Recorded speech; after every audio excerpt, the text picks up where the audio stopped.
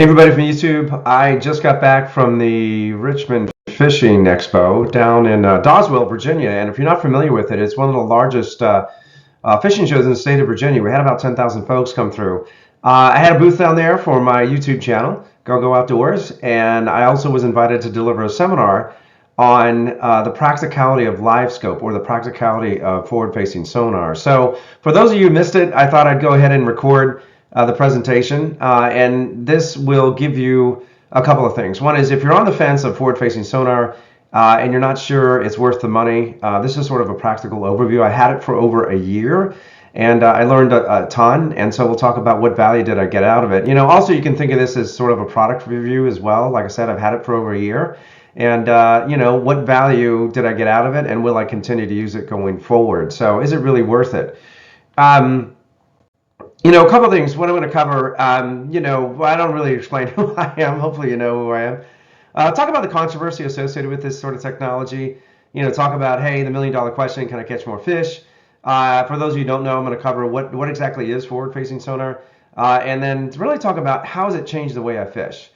That coupled with some really basic examples of the value that LiveScope can bring to the fishing experience, with some associated field videos. And then I'll talk about things to keep in mind, after using this for a year, that hopefully will help you, and then kind of summarize at the end. For folks who are watching this and are very familiar with LiveScope, I might have a couple of gold nuggets to think about, so it might be worth watching as well. Just to let you know, obviously who I am. I've got my YouTube channel, obviously, but I'm not a professional fisherman. I'm not a rep from a manufacturer. I don't work for Garmin or Lowrance or any of those. I'm just basically a recreational fisherman who started a YouTube channel to get more folks excited about fishing, especially some of our younger folks. Like I said, I've been using it for over a year. And like I said, I did have a booth down at the show. But let's talk about the controversy here for a minute. You probably recognize that rig on the right? That's an Alabama rig, right? And that came out in 2010, and there was a pro down in Georgia who was using it, who was absolutely crushing the competition with that lure. And it is designed to mimic, obviously, a school of fish in the water, and he was just dominating the tournament with that sort of technology, and it really caused a huge controversy, right? And it really got exaggerated. Everybody's like, "Oh my gosh, run for your life! It's going to destroy fishing. It's the end of the world." Et cetera, right? And so finally, what happened was I think they determined it as a Class 1 bait for the tournaments, which is obviously live bait. You can't use it in tournaments. Biologists got involved, and they put restrictions on each state. Each state varies in terms of if you can use these, and how you can use them. And the reason for that, it was when you catch fish on this, sometimes it has a tendency to kill the fish because of all the hooks, etc. But anyways, LiveScope's kind of going down that same path, right? And the pros and cons that you'll hear out there are what you see here, right? Some people say, hey, this is an over-reliance on technology. We need to stick to the basics of fishing. Folks are saying it's unequal access because these systems cost thousands of dollars. I bought my system down at the trade show a year ago, right? And I spent, between the battery and the monitor and the black box and the transducer, was like $1,000. No, sorry, $4,000. $4,000 for this system. And biologists are looking at this. They're keeping an eye on it, right, to make sure it's not going to have an adverse effect to the ecosystem, like it's going to basically drive a situation where we're overfishing the lakes and rivers and so forth. And then, of course, the pro circuit's going to have to determine what they want to do with this. Now, the pros are, it does enhance the fishing experience, right? I'm going to show you some examples of that. It does make it more efficient, right? You are going to be able to spend less time trying to find fish and more time figuring out the lure selection, the presentation, and the fun things that I really enjoy about fishing. I'm not big on trying to find a fish. Now, some people are, which is cool, but not me. I just want to get on the fish as quickly as possible. It's gonna teach you some new fishing techniques that can prove to be very valuable, right? And I'll talk about that.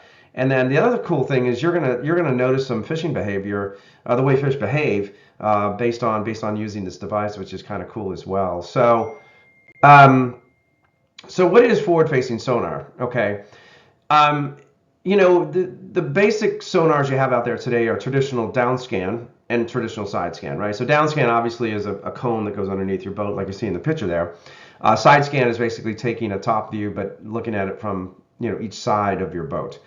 And what's interesting about this is many people like me don't even know what they're looking at, right? I know some folks are experts at it. I get it, but to me, it's like a doctor looking at an X-ray.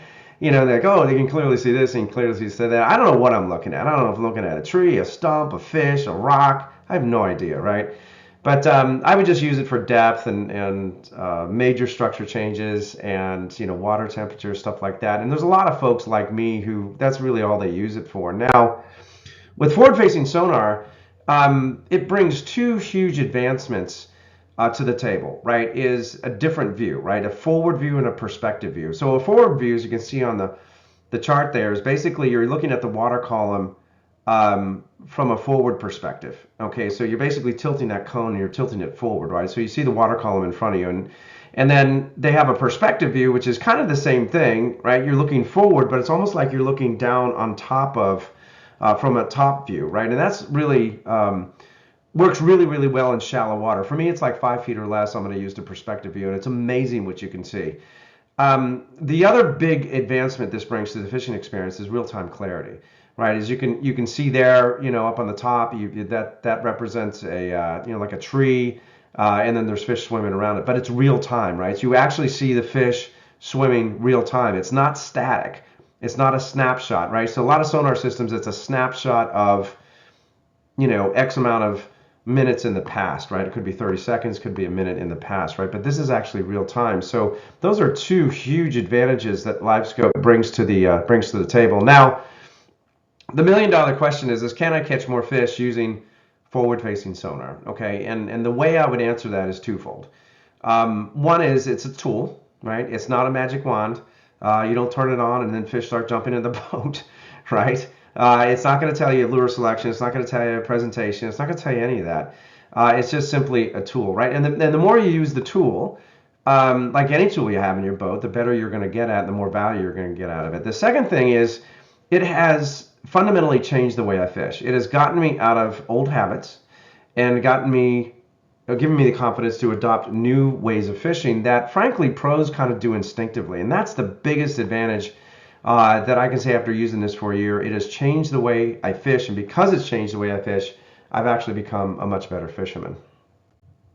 Okay, so what are some of those preconceived notions that I learned to change, right? And let's talk about some of those. Well, the first one is, and I've done a video on this, when I grew up fishing, you beat the shoreline to death is what you do. You go bass fishing, you look for structure, and you just beat the shoreline. And if you don't get fish, you change lures and you beat the shoreline to death a little bit more. And then finally, if you don't get anything, you just say, hey, they weren't biting today, right? That's the first preconceived notion that I learned to abandon. And what I mean by that is that, open water fishing was always viewed as a waste of time, right? And I'll tell you, I go out to lakes now, and 99% of the boats are pounding the shoreline. You don't see many people out fishing in open water, but it's given me the confidence to go out and fish open water. And I'm going to show you guys some example of that here in a minute. Another one is, hey, don't be too loud. You're going to scare the fish. Well, what I've noticed is really crazy. The fish will actually school underneath my kayak. Right, and I'm not talking about little bait fish. I'm talking about big bass and big catfish. I have caught bass actually by dropping a plastic worm over the side of my kayak, believe it or not. So it's pretty amazing.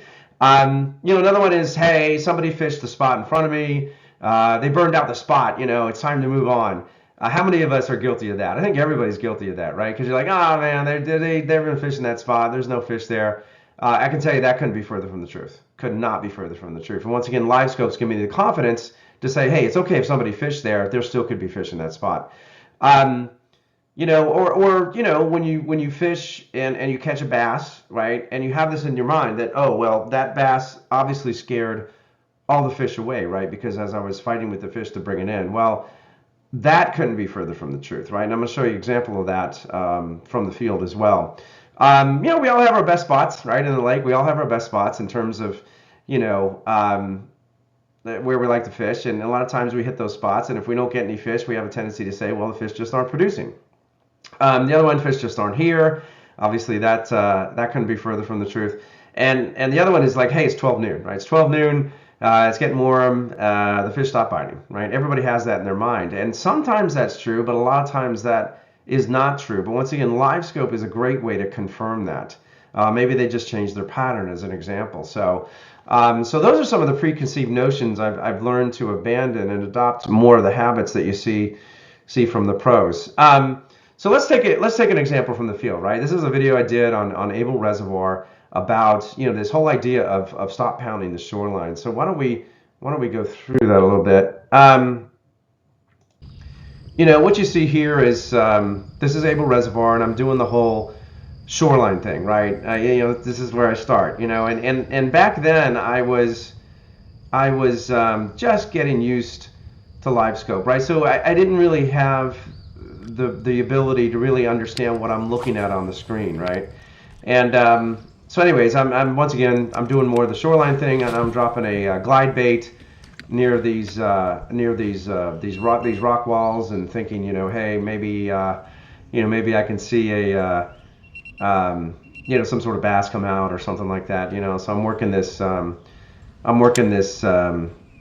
this glide bait, right, and just not having a luck. So what do you do instinctively when you don't catch fish on the shoreline? Well, you go to the other side, other side of the shoreline, and you try it there, right? It's like, okay, now I'm using plastics, right? Now I'm getting desperate. I'm like, oh my God, nothing's hitting. I'm not getting any fish. Maybe I need to switch to plastics to see what's biting here. And so, once again, not having a lot of luck, but I'll tell you, Bill Dance has a great saying around this, and he's like, look, if you can't catch him on the shore, turn your seat around 180 degrees. And what he's talking about is basically just fishing open water. Now you notice there's a bass down there, right? If you look at this, there is actually a bass.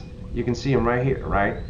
And what I noticed was there was bait balls, and these bass are chasing these bait balls, right? There's another one, right? There's a bass, and they're moving fairly quickly through open water. And I'm looking at this, and I'm kind of scanning the area, and I'm thinking, oh my gosh, I need to stop fishing the shoreline, right? Because they're chasing bait balls in open water. It's really wild, And here you can see, this is amazing. You can see the level of clarity that LiveScope brings, and there's your bass up at the top, fairly nice one.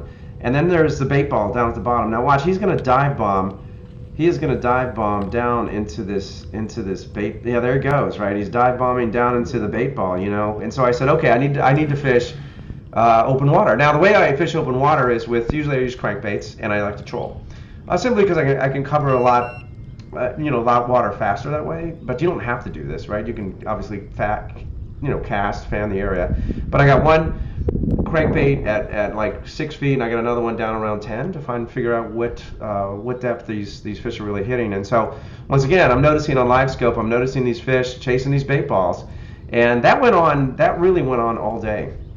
It was amazing. So what you'll see here is as I round this corner on this point is when I get a hit. This was actually the first bass I caught that day, fairly nice one, and I caught a whole bunch of other bass. Not only bass, but I was catching other kinds of fish as well. But everybody was chasing these bait balls in open water. Is just kind of amazing. So you can see right here, I kind of crossed, went around the round turn here. You can see the bass there. There's a bass on the live scope, and you can see there's some structure there, and there's some more bass, and then there's some bait fish with the bass, and then sure enough I get a hit, and then I'm basically reeling this guy in, and but like I said, I mean that was the pattern was bait balls, and you got bass chasing these bait balls in the middle of the day. Now what I also did is you're going to catch more than just bass in this situation, right? I mean, here I'm coming down the middle of the reservoir, and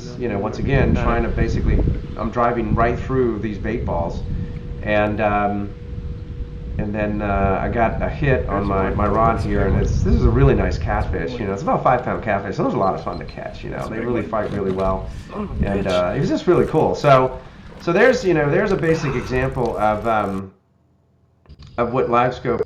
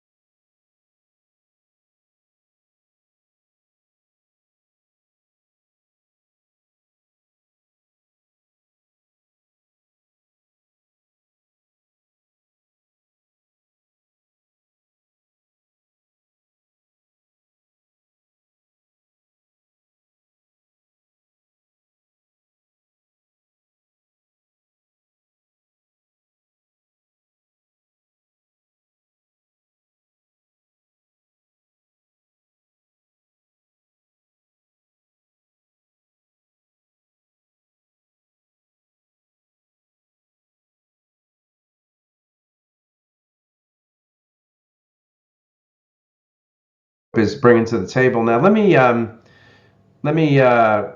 of show you guys what kind of an opposite situation we had here, right?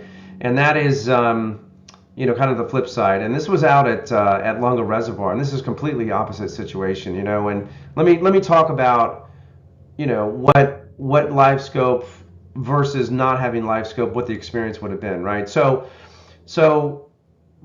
before live scope, I would have been out there um, basically trolling, right? Because I spent the last year just by accident. I went out and trolled, right?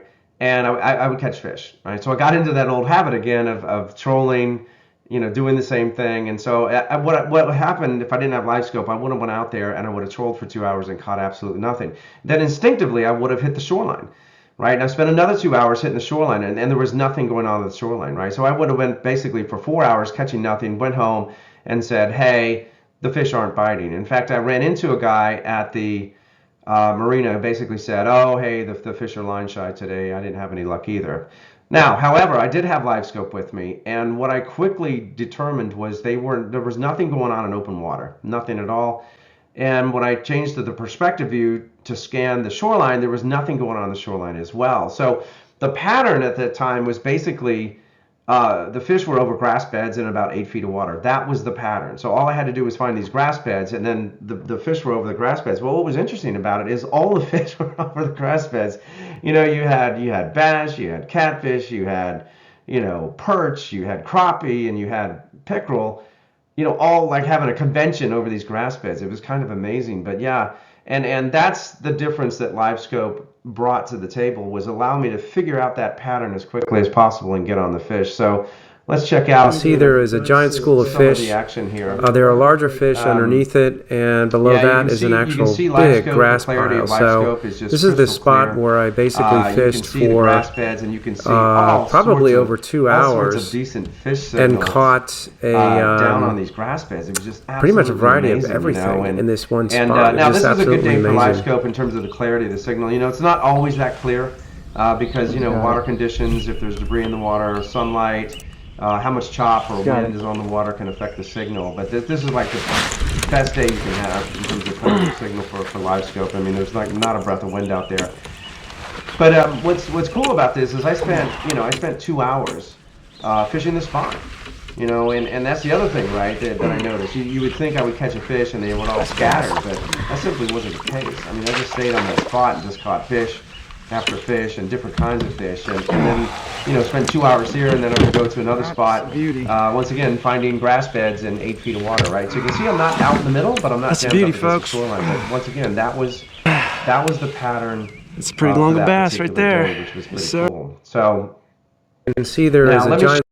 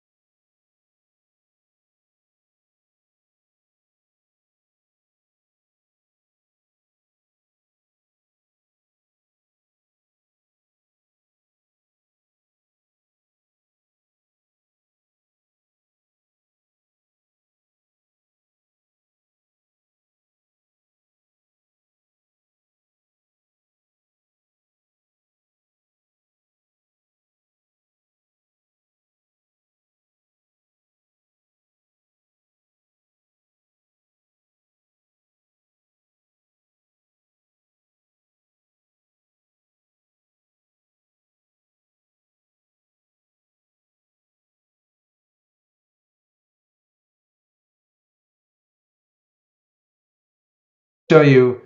Let me talk about one thing I think is really super important when using live scope that I've used over the last year really effectively, and that's what I would call precision casting versus potluck casting. And what I mean by that is, when you fish without live scope, right? The pros talk about, how do you get in the zone, right? Getting in the zone, getting in the strike zone. Well, that's great.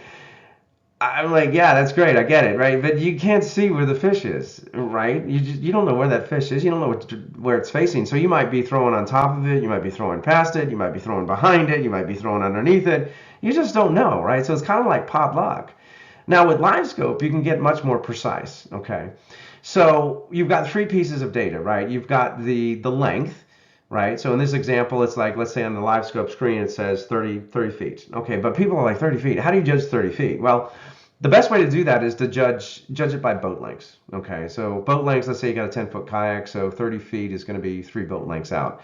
You have the depth, right, where the fish is showing up, obviously, and then you have the direction in terms of which direction your transducer is pointing. So now you can give a lot of thought to how you want to present that lure based on where that fish is and what direction that fish is facing or what direction that fish is moving. And honestly, to me, that's a lot of fun, right? Because now you can get really specific about it and see if your presentation style is going to be effective. It's pretty cool. So what it looks like on the screen here for folks who are not familiar with live scope, across the top is your distance settings. Now, my recommendation, in my opinion, is set the distance setting for your maximum cast length. Okay, and you want to keep it static, right? And the reason is because if that number keeps fluctuating in terms of the distance, it's going to be hard to tell the relative size of what you're looking at, right? And it's going to get confusing. But you have the distance, you have the depth, obviously, and then the direction the transducer is pointing. Now for me, I've got my transducer on the side of my kayak and I have the ability to move it. It's got an arrow on it, so I know exactly which way it's pointing. But you also can get the option in Garmin's LiveScope to have a little up in the right-hand corner. It'll give you the direction that the transducer is pointing as well, right? But that's how you get those, the length, the depth, and the direction. Let me show you a basic example, pretty cool example here. I'm out at Lake Mooney. And you notice the way the boat's positioned, right? Once again, I'm not out in open water, okay, but I'm not jammed up against the shoreline, fishing the shoreline. I'm kind of in an in-between spot, right?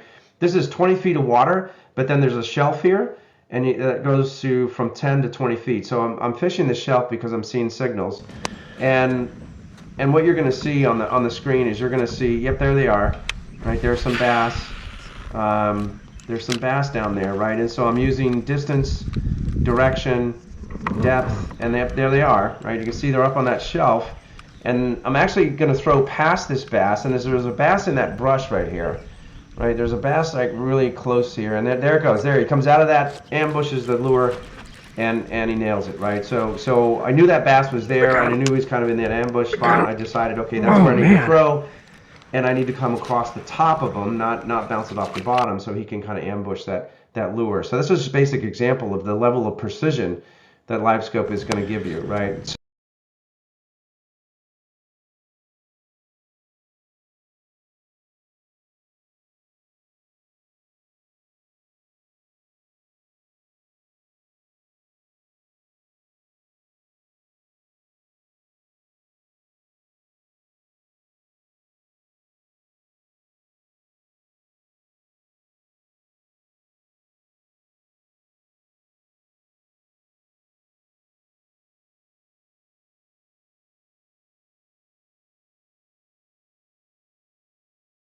So, another example here, more of an extreme example, is down at the Outer Banks. As you all know, I spent some time down there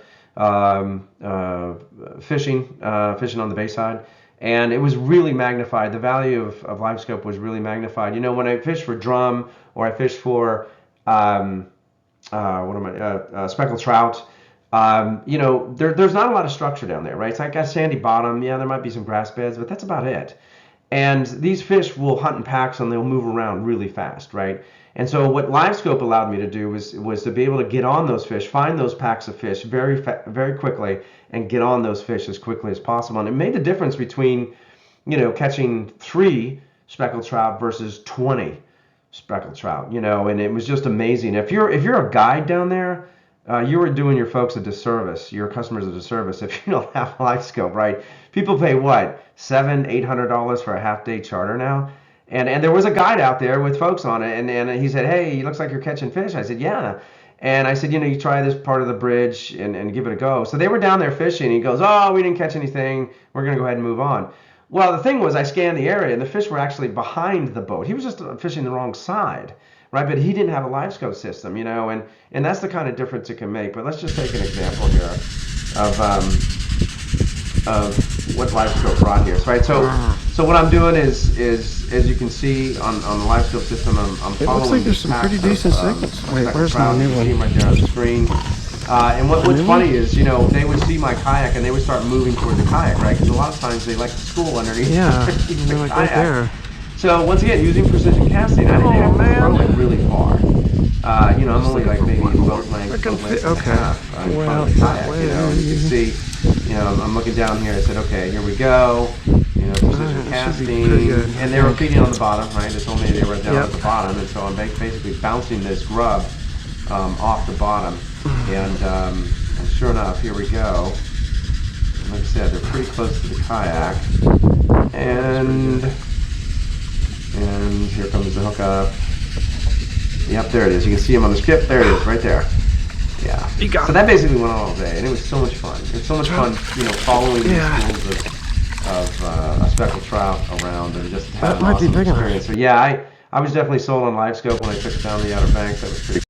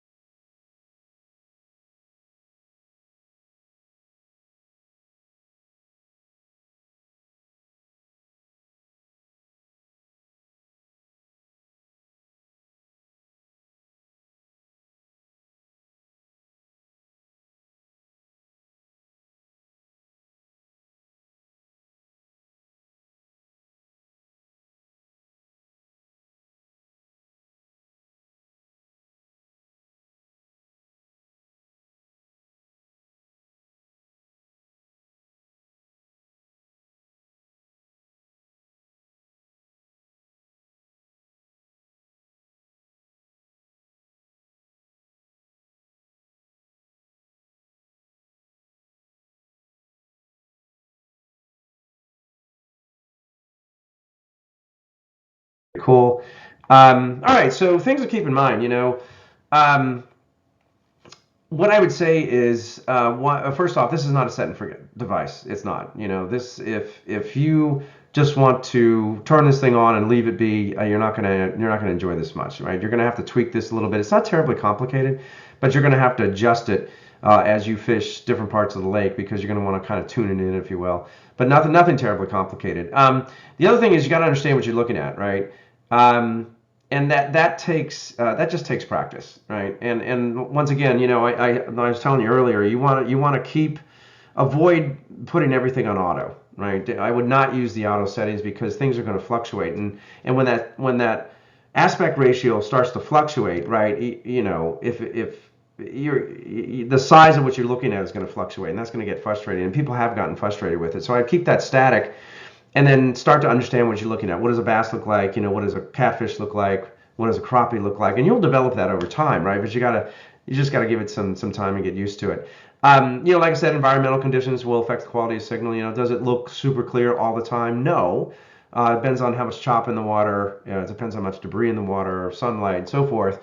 But is it good enough to be able to notice that there's a fish there and the size of the fish and which direction it's moving? Absolutely, right? So you still get a huge amount of value out of it.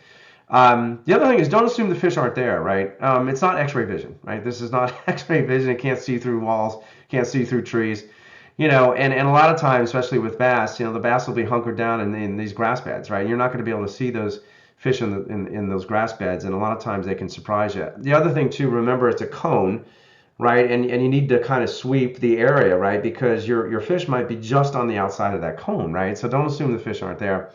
You don't want to underpower this system. I've got a 12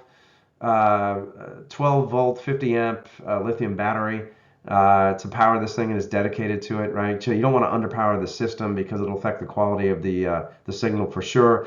And then the last thing is, try not to stare at the screen. I know this is easy, but I've gotten burned. I got burned on this a couple of times with some really nice bass. I was using a glide bait, and I'm watching the glide bait, and then here comes the big bass.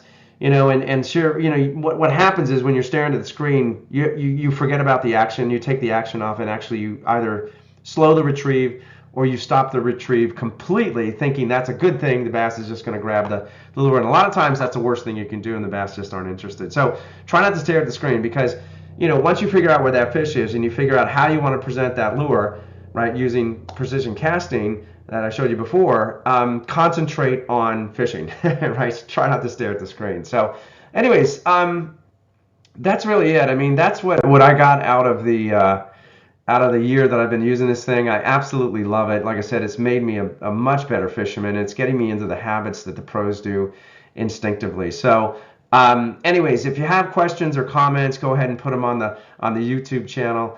Happy to have a conversation and answer any questions you have. But anyways, thank you for watching, and we'll talk to you all soon. Take care.